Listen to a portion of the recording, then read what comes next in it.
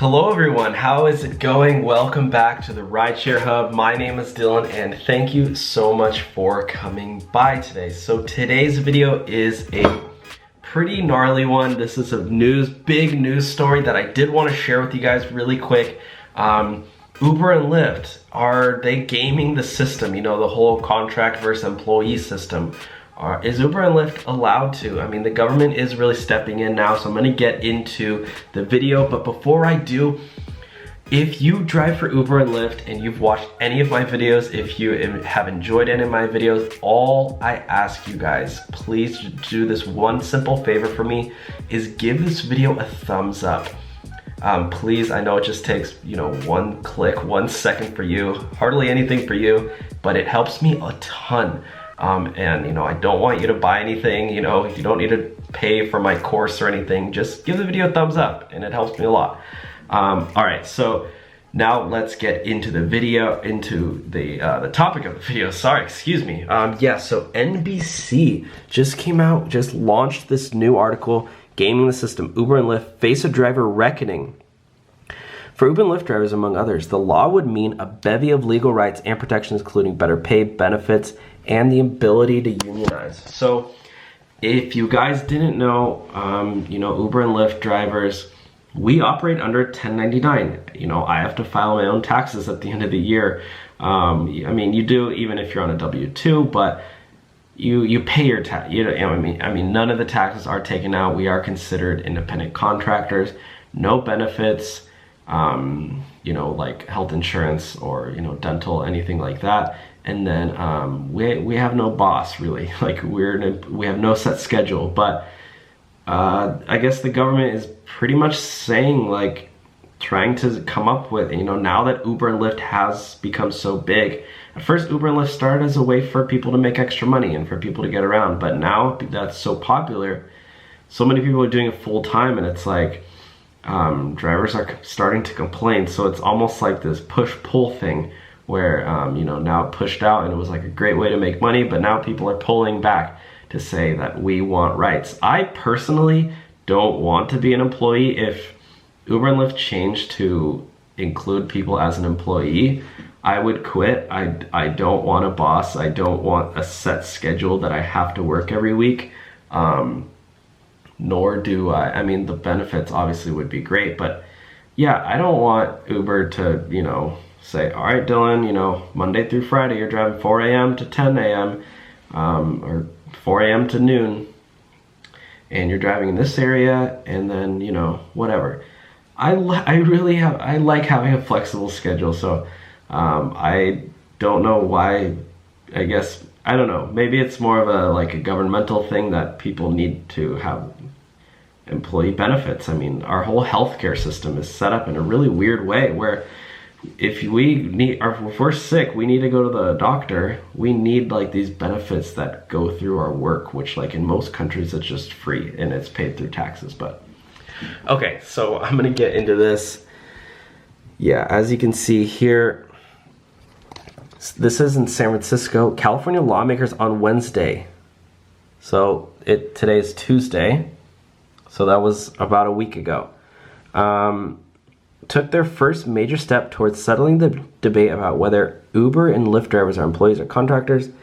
The state assembly passed Assembly Bill 5, which would enshrine a 2018 California Supreme Court ruling that laid out a 3-part ABC test to determine when a worker can be considered a contractor, factoring in the kind of work being done in the business of the hiring company.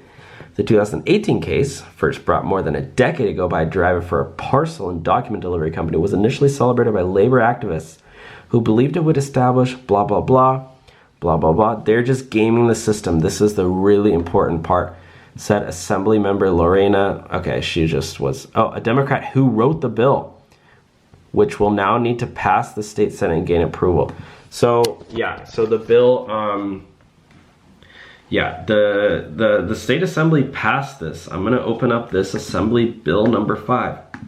And now it's basically, you know, up to the state Senate to, or up to the government to approve it. So like, this is pretty nuts.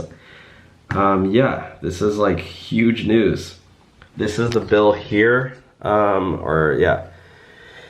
the AB5 worker status. Basically, like if you get hired to do temporary work, usually it's contracted out, and you don't need to pay, like you don't get benefits, and the company, basically the way Uber and Lyft has set up is that they don't want any responsibility. Like if there's a fight, for instance, between a passenger and a driver, Uber and Lyft says, oh no, he's not an employee, he's not one of us, we're just contracting. We're just setting the two up. Like Uber does not have a product. Well, I mean, technically they do, but it's more of a service that they just provide. They just link up the driver and the passenger. And they say, oh, he's not an employee, he's not, like, you can't sue us, you can sue the driver though. Like, that's basically why Uber and Lyft do that, is to avoid a lot of responsibility, and again, to avoid having to pay for employee benefits, because that stuff's expensive. So, and at the same time, most Uber and Lyft, I don't think it would personally work, because most Uber and Lyft drivers, they quit after like 2 months anyway. So to hire a bunch of people as employees and then drop, like, it's a mess. I think it works really well as a contracting way, as a way of supplemental income. But yeah, I mean, obviously everyone has their own strategy. It's definitely doable to do it full time. I personally cannot. I can't like physically do it. But I like to do it like part time, here and there to supplement my income. So in the SEC, so this is when the companies did go on their IPO. The law would be a blow to Uber and Lyft at a crucial time for the ride-hailing companies, both of which remain unprofitable. The stock of both companies are not publicly traded. Investors have shown skepticism about whether they will ever make money. The mandatory SEC, each company listed, forced it to consider drivers as employees. Yep. Stop. Look at that guy. That guy does not look happy at all. Rider pays $40, driver gets $3. That's not necessarily true. I mean, that can happen here and there, but usually the numbers are like more like 40 and like 30. And sometimes it's the opposite, guys. Sometimes the rider pays like 20 and the driver gets like 30. So this is like a huge exception, and he's only using that. Without drivers, no Uber IPO. Well, there are millions of drivers. So I honestly, I mean, I don't understand this logic, but if you guys know, let me know. Maybe I'll use that as the thumbnail. It's a pretty good photo. But anyways, that's really it for today. Like, let me know what your guys' thoughts are. Do you want to be considered an employee if you drive for Uber or Lyft? Do you think Uber drivers should be considered as an employee or kept the same way as an independent contractor? Personally, I think we should not be considered employees, but that's just me. And also, just, on the top of my head, like, Uber and Lyft, the reason they filed for their IPO is not for drivers, it's for the driverless cars. That's like the only way Uber and Lyft, they say, like, that's the only way they'll become profitable, is if they can launch their driverless car service. Because they're losing money on every ride. Every single ride that you do, this guy right here, rider gets 40, rider pays 40, driver gets 3. That's not really the case. Uber's actually losing money on every single ride. Uber lost $1 billion in the first quarter of this year, of 2019.